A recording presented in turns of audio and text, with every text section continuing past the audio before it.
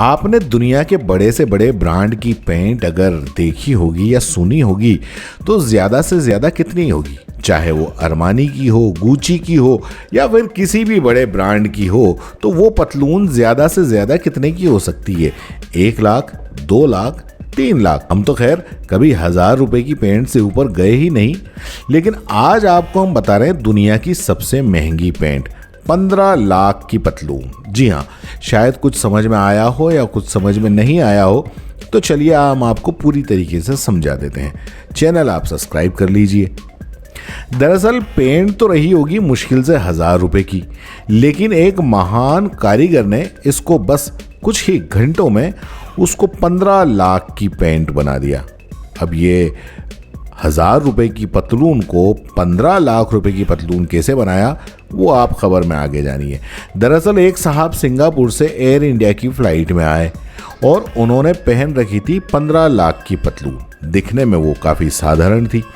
India के अंदर वो तमिलनाडु के एयरपोर्ट पर साहब उतरे तो वहाँ के कस्टम अधिकारियों ने अपनी खुफिया नज़रों से उस व्यक्ति की उस पतलून को पहचान लिया जो उसने पहन रखी थी, और उनकी पारखी नज़र उसको पहचान गई कि ये पतलून जरूर लाखों में होगी।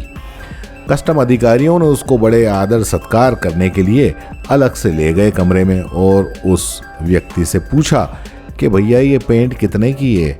तो उस व्यक्ति ने कुछ सही से जवाब नहीं दिया।